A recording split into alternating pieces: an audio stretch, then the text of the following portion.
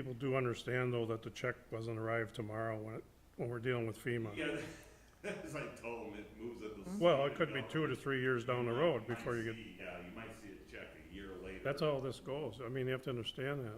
People think, well, we're gonna get paid something. No, not for a while. And the hard part is the telling is this is public infrastructure. Right, right. This is roads open. Okay. All right, we will call the meeting to order of the Board of Commissioners Emergency Board meeting. Today's date, Tuesday, May 31st, 2022. Time is 12 p.m. All commissioners are present along with the Auditor Treasurer Coordinator. Please stand for the pledge. I pledge allegiance to the flag of the United States of America and to the republic for which it stands, one nation, under God, indivisible, with liberty and justice for all.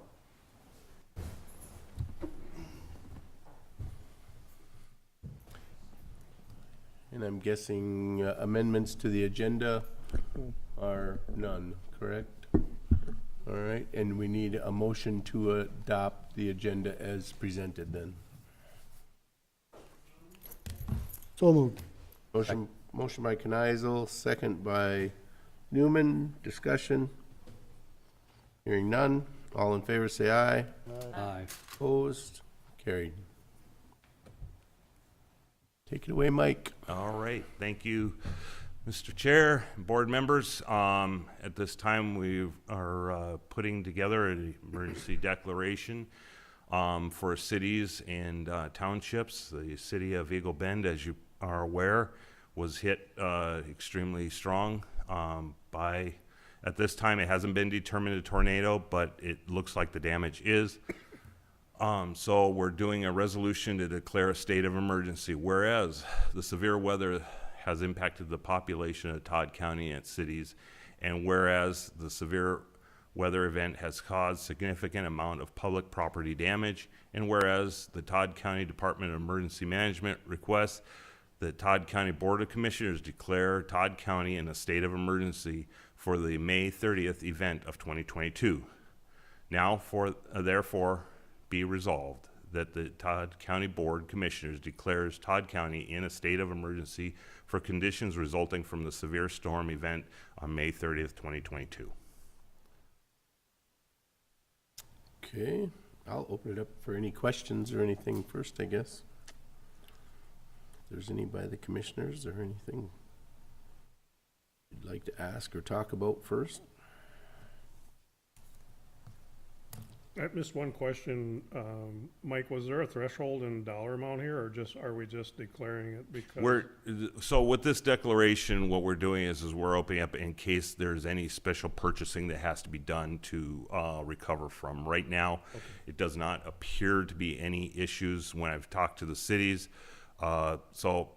Eagle Bend helped out Clarissa when Clarissa got hit. Now Eagle Bend's up helping Clarissa's up helping Eagle Bend, so it's kind of everybody's kind of in it together, and everybody's working and getting things going. So right now we're looking at, so we could be looking at for federal.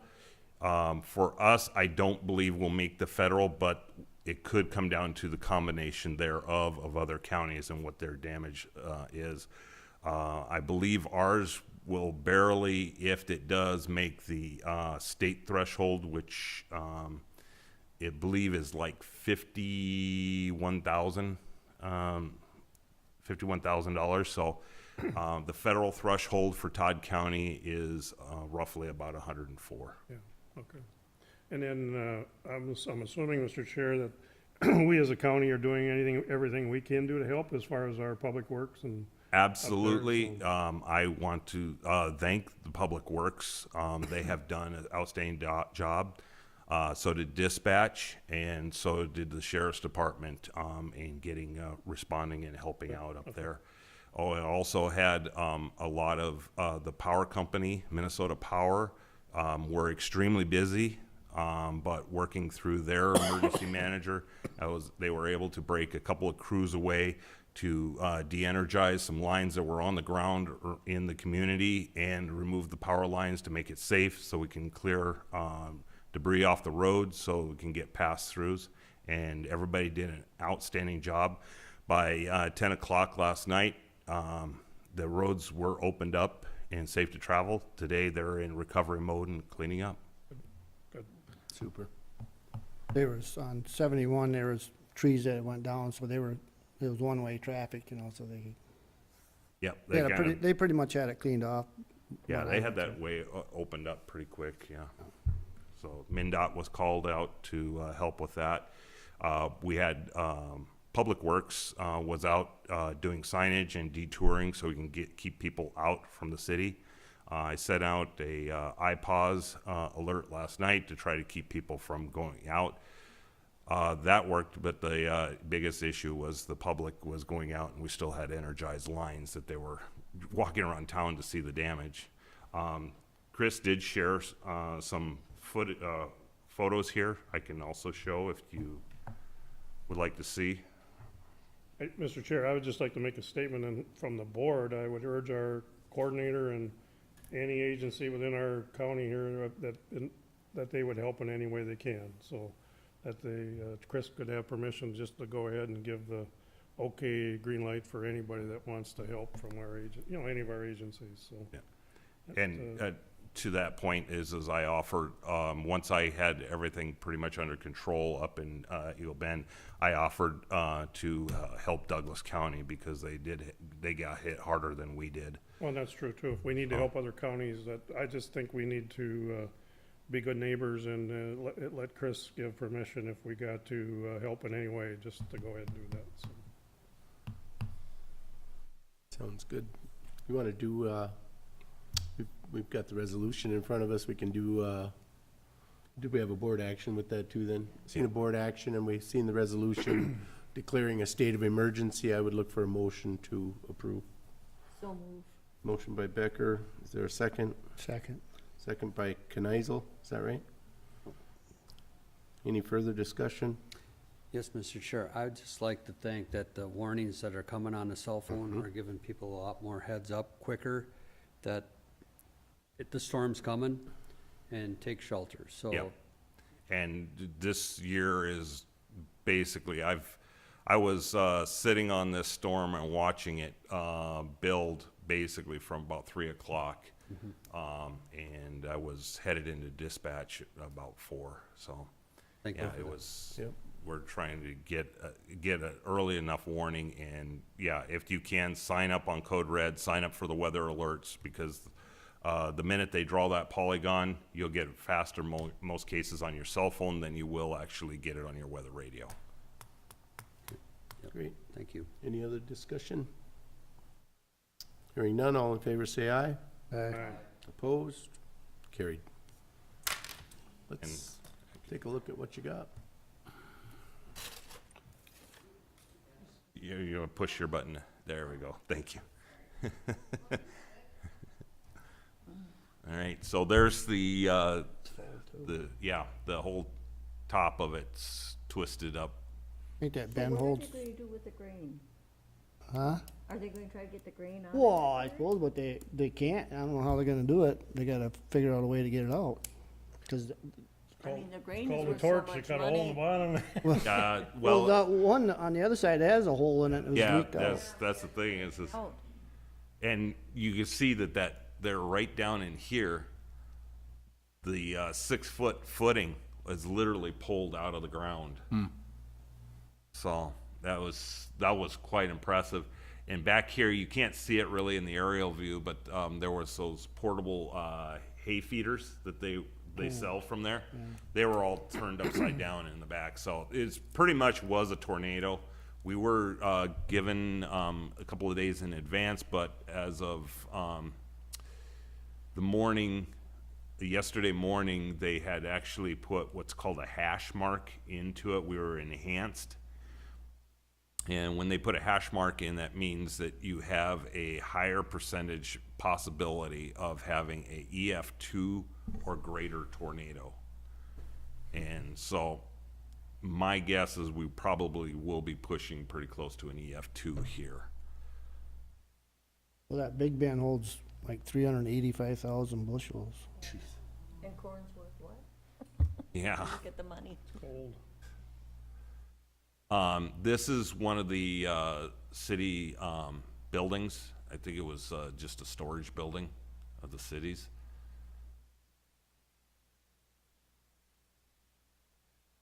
You see the tin hit the power lines and What a mess.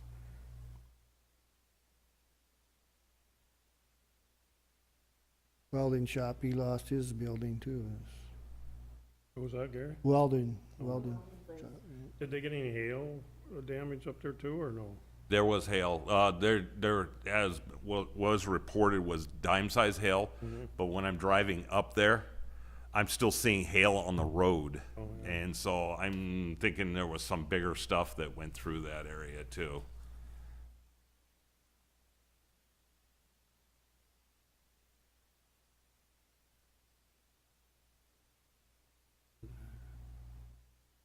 Yeah, so this is one of the Public Works guys in the city, and underneath that RV is his brand new boat. He hasn't even had it in the water. It almost makes you cry. Crazy. But there's a tree right here.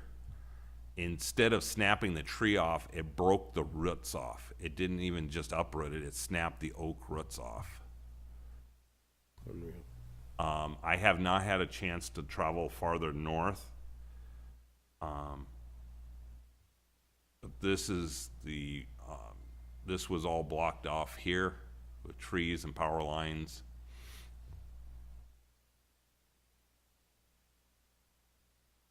Anybody in the rural area north of this get hit by it? Yes, and it looks like the Amish had, there's an Amish that got hit and the house was actually pushed off the foundation.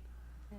So, and I was going to make a trip out there as soon as I finish up. I have a media release that I'm going to send out, and then I was going to make a trip up there and kind of see if they need any help or anything. That's our corrections building. Yes, I was gonna say, the corrections building is, when I saw it, you know, you only see this side when you're on the ground, but, the wall on this side is pushed in from the wind, and, so structurally, it's pretty much done, so. And I know Denise, you've been working on insurance for that. Then there's, That's the welding shop. yeah, oh, that's the welding shop. Yeah. For some reason, I thought that was kind of part of the grain, No, the mill, but, that's it. yeah, his whole front, was pushed in, and then the roof, as you can see, it was pulled right up. There's a antique store, I think it's down over here. On the other side of the, Yeah, and I can't think of the name I saw on it. Anyways, the, good chunk of that roof is gone, and it's laying down next to it, so. how about the bank going east of this? Was the bank hit at all? That's right on that corner.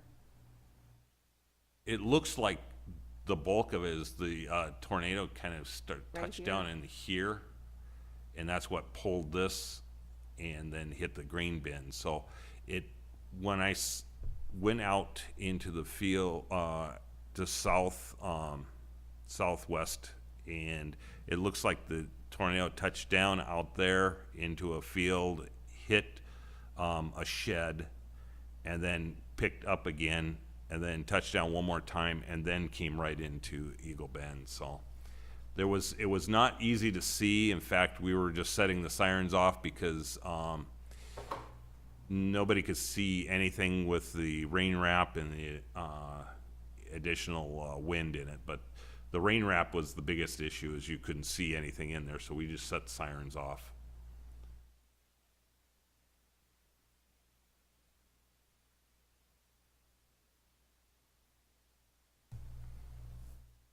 Oh, I believe that's it.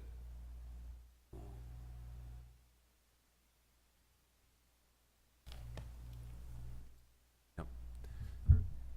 Any questions? Oh, but thank you for Yeah. the job you did. Yep. Thank you for coming in and taking care of this, because, Keep you know, things- Clarissa, one of the things is Clarissa would have been even worse if we had as much foliage on the trees as we did here. It's like they've started coming, but what the spotters, or the weather spotters are spending, who mostly spend a lot of their time down in Oklahoma, said they'll be up in central Minnesota most of the summer, because this is kind of gonna be the main spot, so. That's, We may be seeing That's each other more promising. often than we want to. All right, if we have nothing else at this point, we'd look for a motion to adjourn. So moved. Motion by Newman, is there a second? second. Second by Kneisel. Discussion. Hearing none, all in favor say aye. Opposed, carried.